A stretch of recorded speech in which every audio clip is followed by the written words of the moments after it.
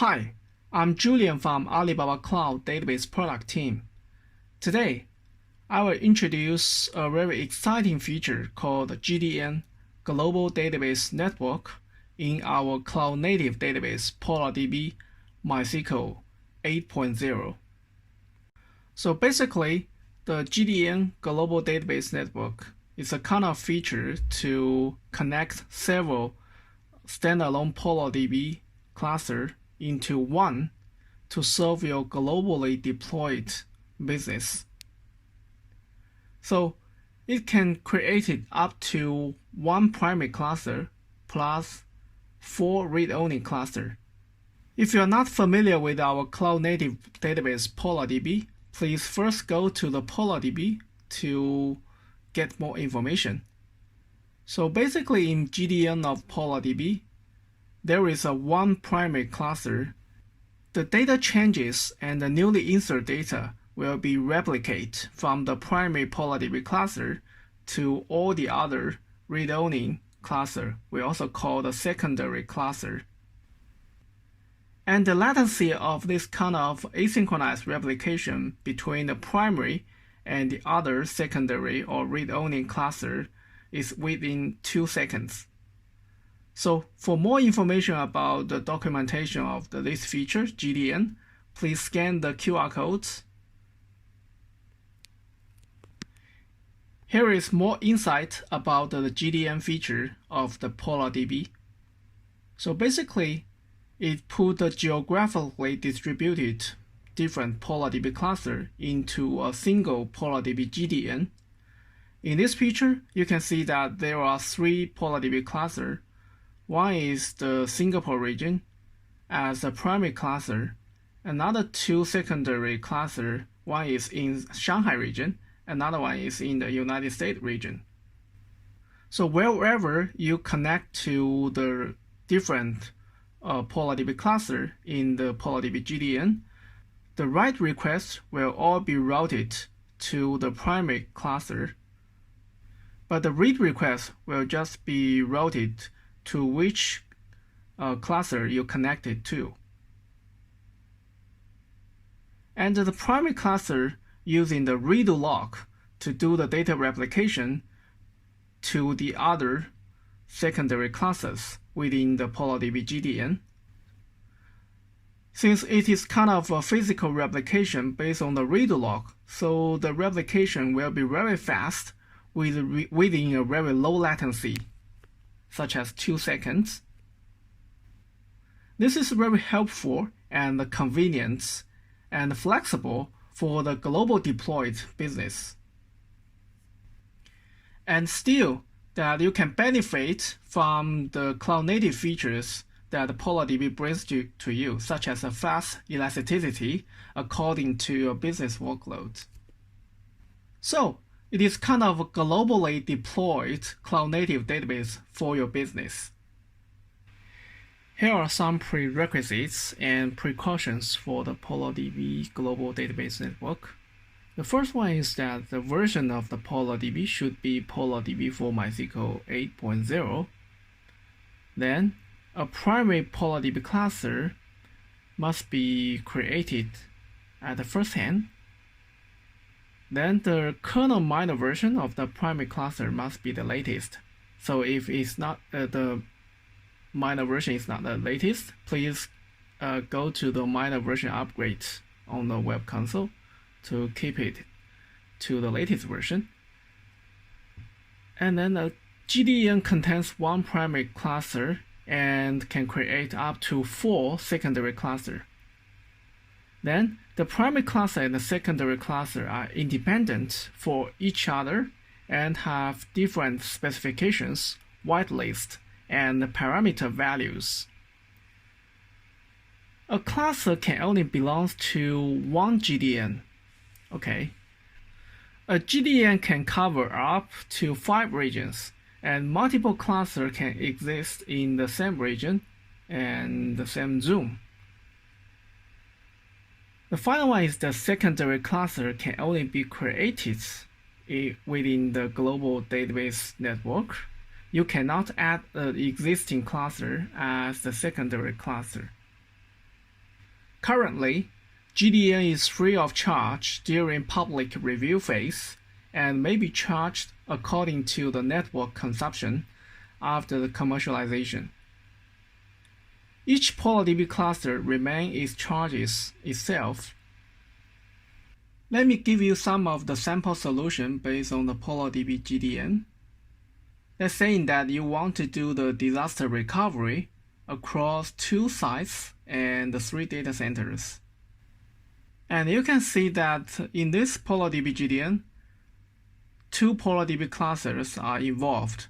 One is in the Singapore region. Another one is in the Jakarta region. So the combination of these 2 PolarDB clusters consists of 1 PolarDB GDN for your business. So suppose totally we have 2 sites. One site is sitting in the Singapore region. Another site is sitting in the Jakarta region. And we have 3 data centers deployments. 2 data centers in the Singapore region in 2 different availability zones. Another remote data center in availability zone in Jakarta region. So the primary application is running inside the Singapore region, connecting to the primary cluster of the PolarDB and read-write to this PolarDB cluster. And the primary cluster will do the data replication to the remote sites in Jakarta region as a backup cluster. So in this solution, we can achieve the DC level disaster recovery capability in the region with 2 AZ. The planned disaster recovery, that is the proactively disaster recovery or the sites switch over, we can achieve that the RPO, which is recovery point objective, to 0, and the RTO, which is the recovery time objective, to less than 60 seconds. For the unplanned disaster recovery, the RPO is less than 2 seconds, and the RTO is less than 10 minutes. Another feature is coming soon as well, that is the cross-region failover capability. In this scenario, the planned disaster recovery, we can achieve that the RPO equals 0 and RTO less than 60 seconds. For the unplanned disaster recovery, the RPO less than 10 seconds and the RTO less than 60 seconds as well. This solution is very good for the industries like fintech, banking, insurance, and some security customers, which is very strict in the disaster recovery scenario and requirements. Another sample solution, which is very good for the customer with global business deployments, such as the gaming, global e-commerce, local O2O service, or the new retail customers. Because with the PolarDB GDN, they will have a unified application distribution aligning with the globally deployed PolarDB databases across different regions geographically, and the database account, schema, and the data will be replicated across the GDN PolarDB cluster globally. While your application can be deployed globally in different regions, because you can do the read and write for each PolarDB cluster independently. But the database account, schema, and the data can be replicated among them in sync. Another point is the flexibility. Because the PolarDB GDN allows the independent cluster specification according to the business workload at the different regions, which could help you to save cost and save money accordingly. Next, I will do a demo for you to show you the feature of how the PolarDB GDN works. I will just create one primary PolarDB cluster in Singapore region and create another 4 secondary clusters in Silicon Valley, Frankfurt, Shanghai, and Sydney respectively. A very important metric that you may concern is about the replication latency among the different PolarDB clusters, So in the web console of the PolarDB GDN, you will see this matrix as the replication latency. It is very helpful for you to monitor and manage the PolarDB GDN on the web console. So here is a demonstration chart I will show you later in the demo. So basically, we will have 5 PolarDB clusters within the single PolarDB GDN. So each cluster has a cluster endpoint. So when you connect to the different PolarDB cluster, while the cluster endpoint, so the DDL, DCL, DML will just send to the specific cluster endpoint in your client. But in the primary PolarDB cluster, the local DDL, DCL, and DML will be routed to the primary PolarDB cluster itself. But in other secondary clusters, when the client sends to the DDL, DCL, DML to the cluster endpoint specifically, the DDL, DCL, IOD means the insert, update, delete statement, will all be routed to the primary PolarDB cluster. So this kind of statement will be routed to the primary PolarDB cluster to execute. And the data changes and also the metadata changes will be replicated to other secondary classes. But in the secondary classes, the select statement, that is query, will be just sent to the local PolarDB cluster to execute itself. So now let's go to the demo. So first I will go to the website and go to the PolarDB. First, I'm going to create the primary cluster of the PolarDB in Singapore region.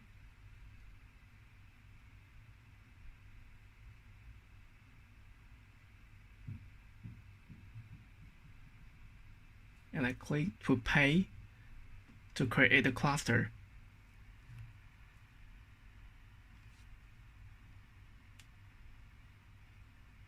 Okay. So let's go to the console of the PolarDB.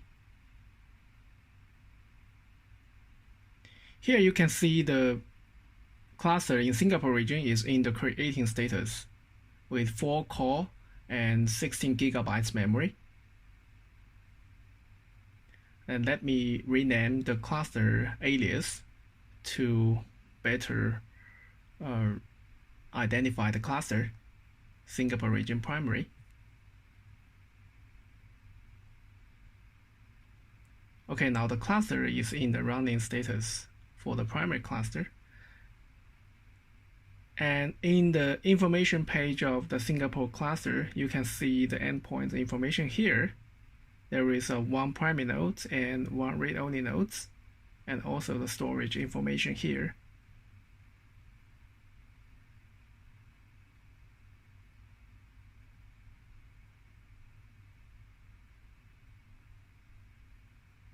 And here we have a button to create a GDN. So click the button and input the name of the GDN.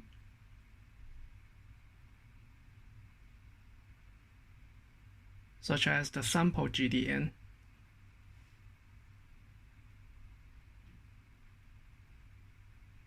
And select the primary region. Here we select the Singapore region as the primary region.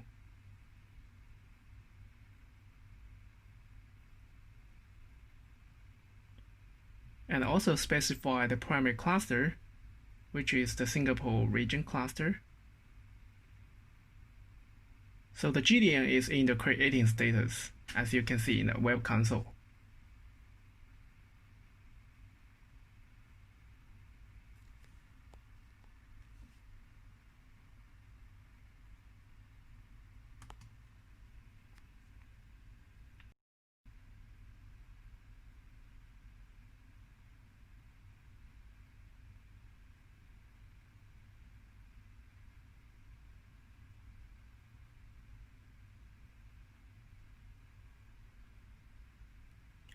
Now we enter the primary cluster of the PolarDB in Singapore region. Here is the action. Click the Add Secondary Cluster. As we mentioned that you only can create the second cluster in the GDN. So here in the demo, we want to create another 4 PolarDB cluster as the secondary clusters. First, let's go to create a PolarDB secondary cluster in Shanghai region in China. And let's specify this node specification of 2 core and 8 GB memory.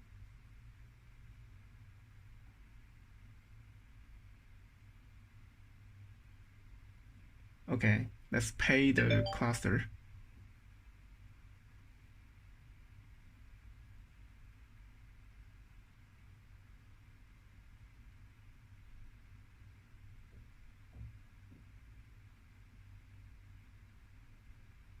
So let's back to the console.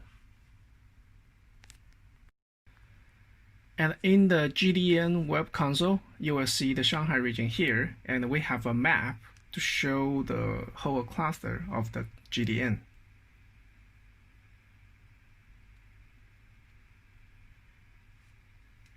And later I will just create another 3 clusters.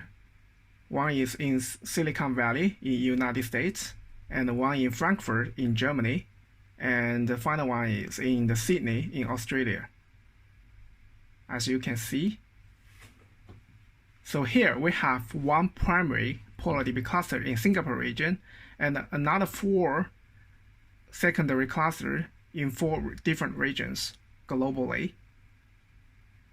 Now let's go to create account.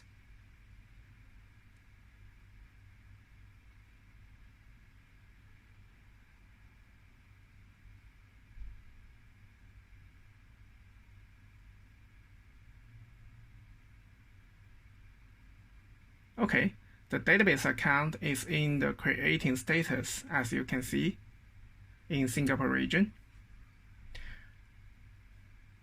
Actually, the database account will be synchronized to all the other 4 secondary clusters at the backend. So after the database account has been created in the primary cluster, and later you will go to the secondary cluster, you can see the database account as well in another 4 secondary PolarDB cluster. Then in the Singapore region as the primary region, I will just create the first database or the first schema for the PolarDB cluster.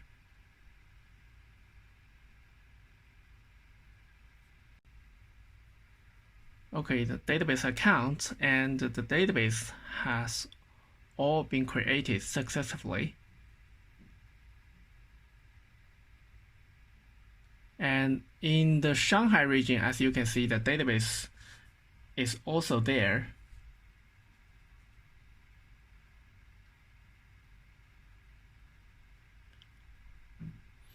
Also for the database in other secondary clusters.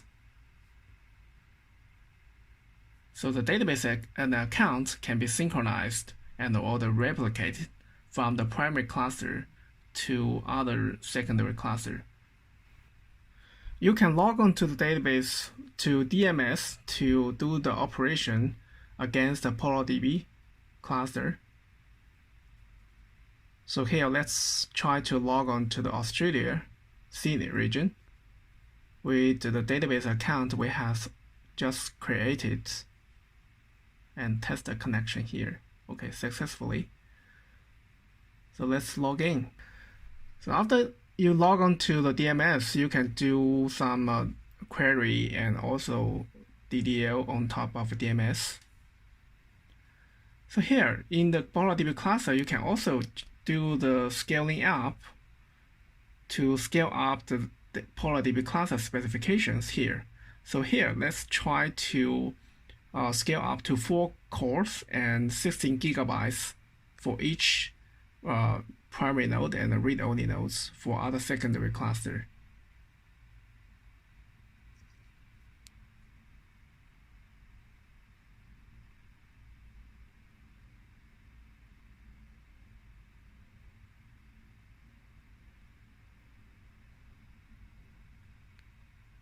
Okay, I will do the similar stuff for other secondary clusters to upscale the node specification to align with the primary cluster. Here, you can see that all the node specification in the PolarDB cluster are in 4 cores and 16 gigabytes memory.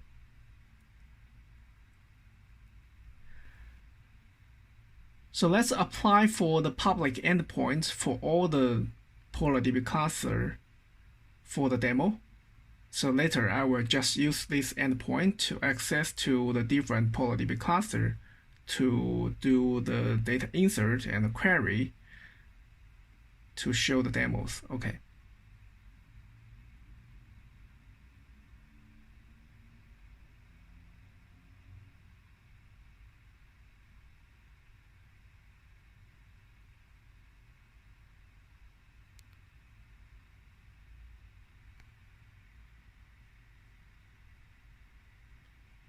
So for each PolarDB cluster, I will just apply for the public endpoint for the cluster endpoint.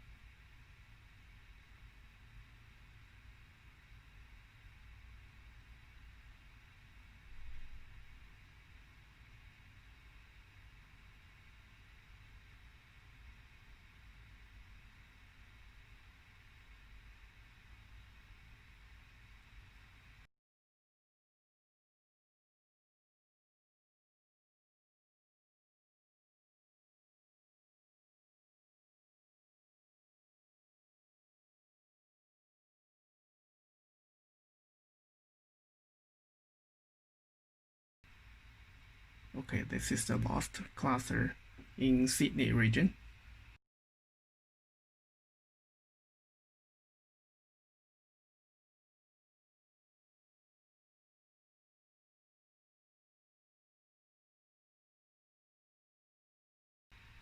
Okay, all the public endpoint of the cluster endpoint has been applied for the PolarDB clusters.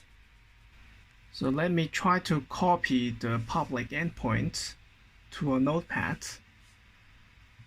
Later, I will write a program to do the demo to access these 5 PolarDB clusters in single global database network.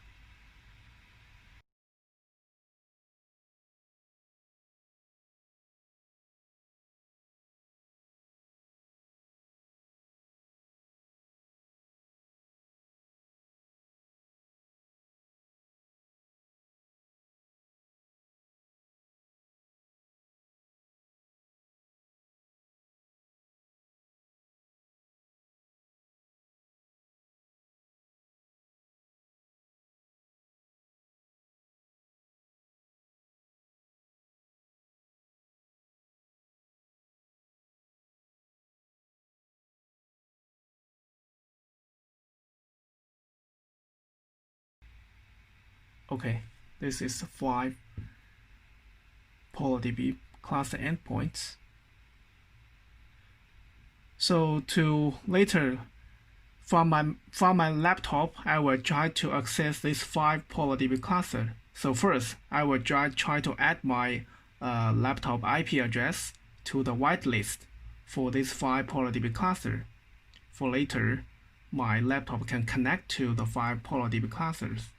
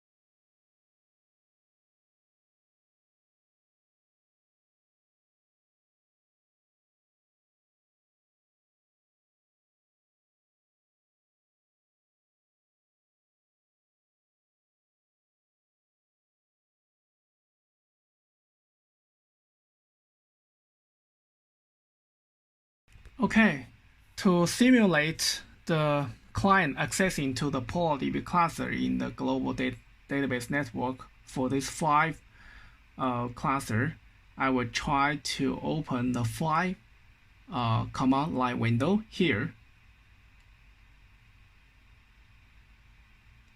Okay, the first one is for the Singapore region. The second one, I will try to connect to the Shanghai region as the secondary cluster. Okay, this is the third one, the fourth one, and the fifth one.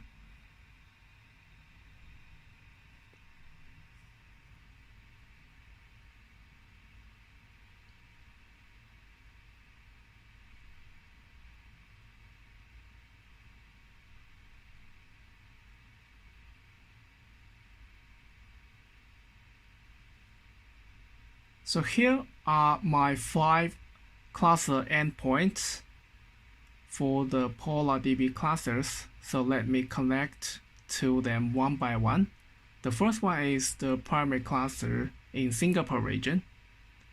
Okay, now it has been connected. As you can see, the database I created just now, and I used to this database. Then the second one in Shanghai region as the secondary cluster. Let me connect to it.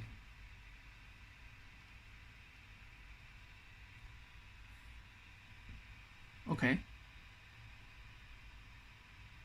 I will use to the test GDN DB1 as well. As you can see, there are 2 tables. Actually, I just created 2 tables under the database test GDN DB1 before. The third one is in the Silicon Valley region. Let me connect to it.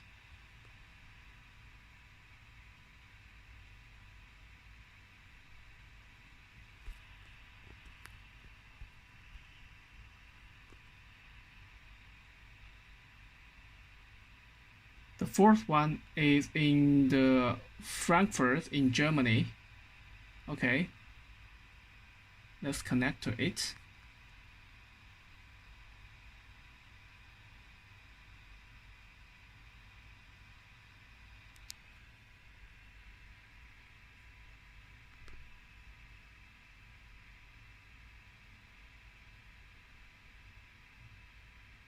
You can see 2 tables as well. The final one should be the Sydney region in Australia. So let me connect to the secondary cluster in Sydney region.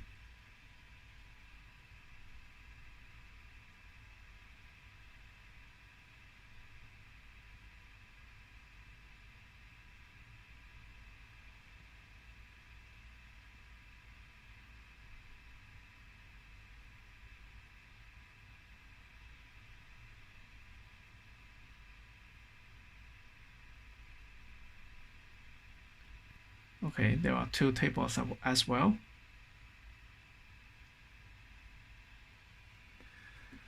As you can see that the database and the tables are all synchronized across all the clusters within the PolarDB global database network. So let me try to create another table in the Singapore region.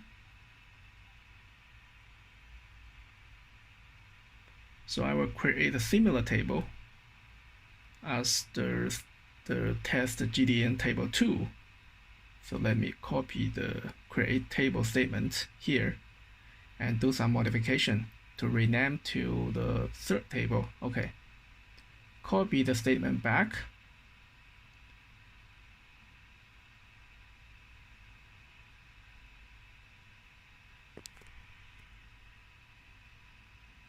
And okay, it's executed successfully.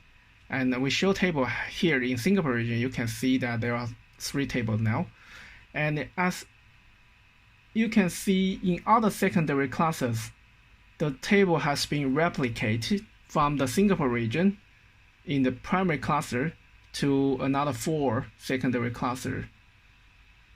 So it's very convenient when you want to try to replicate the tables from the primary cluster to other secondary cluster in sync. Okay, the fourth one as well. And let me try another. So this time, let me try to create a table in the Frankfurt region in the secondary cluster. So as we mentioned that the DDL will be just routing to the primary cluster in Singapore region, and then the Singapore region will try to replicate the schema, the newly created table, to other secondary classes. So as you can see, the table 5 are also replicate to all the other secondary classes.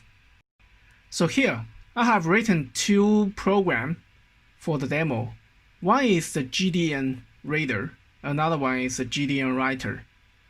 What writer do is that it's trying to connect to the PolarDB cluster, no matter it is the primary cluster or the secondary cluster. It just try to connect to the PolarDB cluster as you specify the specific endpoint.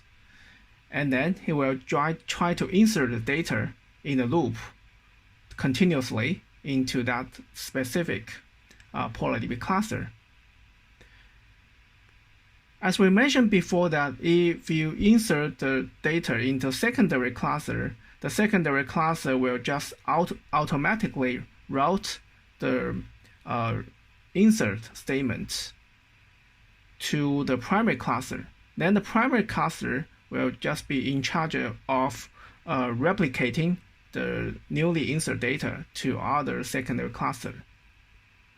So what the GDN reader do is that he will just continuously select count the record count of the specific table.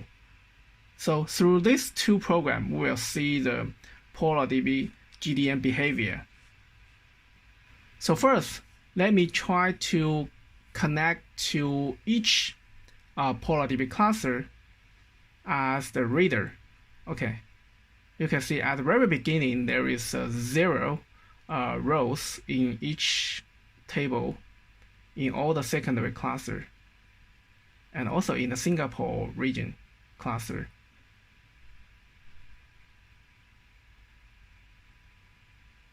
Okay, this is to connect to Shanghai region. The result count in PolarDB is also 0 in Shanghai region at the very beginning.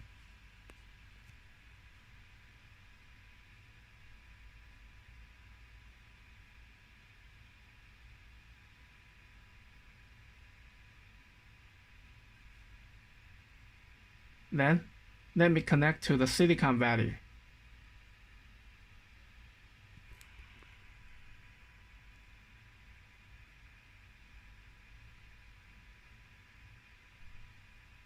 Okay, the GDN reader continuously counts the record count in that table.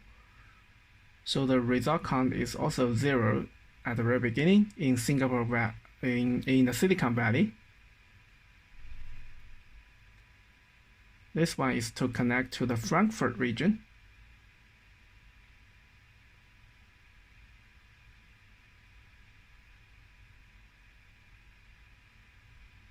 Okay, the final one is to connect to the Sydney region to run the GDN reader.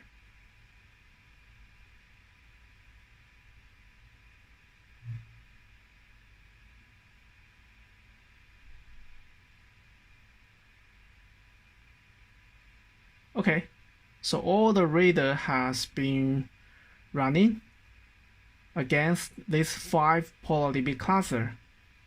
As you can see at the very beginning, the table is empty in 5 PolarDB clusters. Now let's start to run the GDN writer in the Singapore region.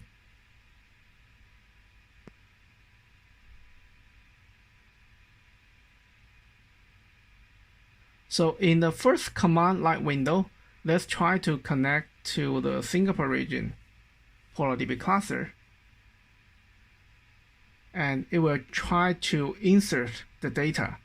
Okay, the record 1, then the record 2, and the data is replicated continuously to other 4 secondary classes.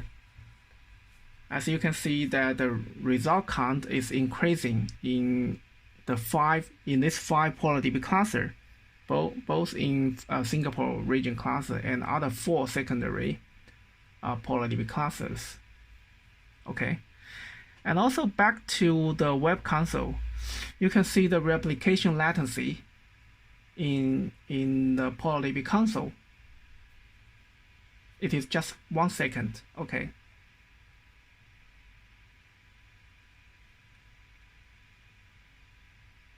So the GDN writer is continuously insert data into the Singapore cluster. Okay, let's stop the writer. The result count is stopping to increase.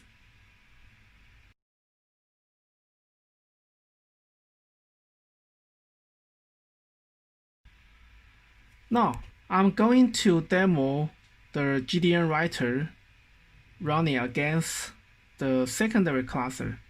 So let me just try to modify the program in the GDN writer a little bit and recompile the program.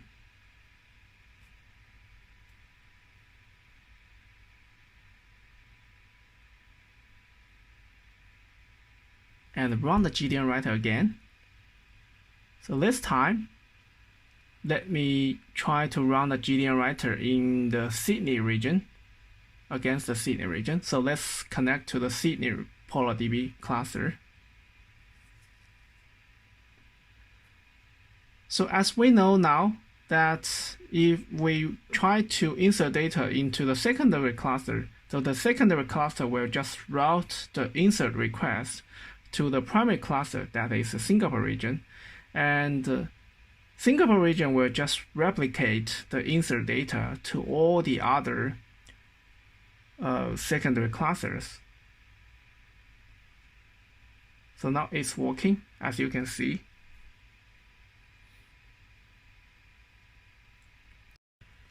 Let me try to modify the GDN writer and reader a little bit to insert data and query the data more frequently.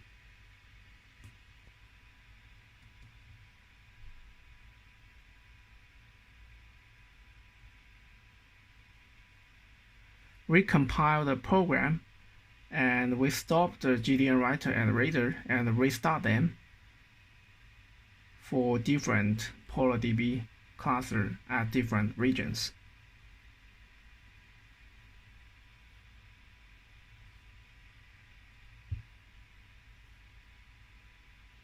So first is the Singapore region.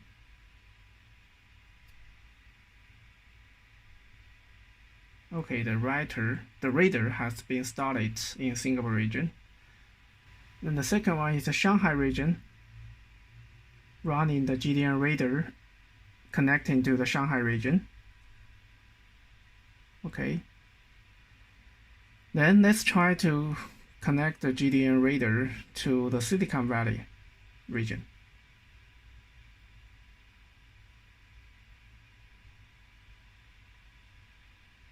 Then the Frankfurt region. The last one is the Sydney region.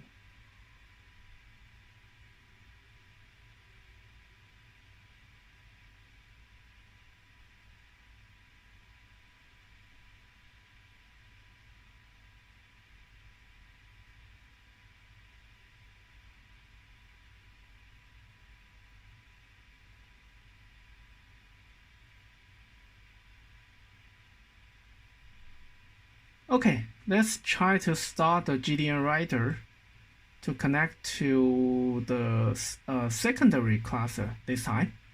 Let's say that in Shanghai region. Okay, so data is inserted into the Shanghai region, and the Shanghai region will route to the Singapore region as the primary cluster. but the data is replicated to all the other secondary classes as well. And go back to the web console, you can see that replication latency is very low now in the healthy status. Okay, I think that's all for the demo of the PolarDB global database network. So it's very helpful for the global business deployments using the PolarDB GDN. Thank you for your time. If you are interested in the PolarDB and PolarDB Global Database Network, please go to the websites and do not hesitate to try it out. Okay, that's all for today's session. See you next time. Bye-bye.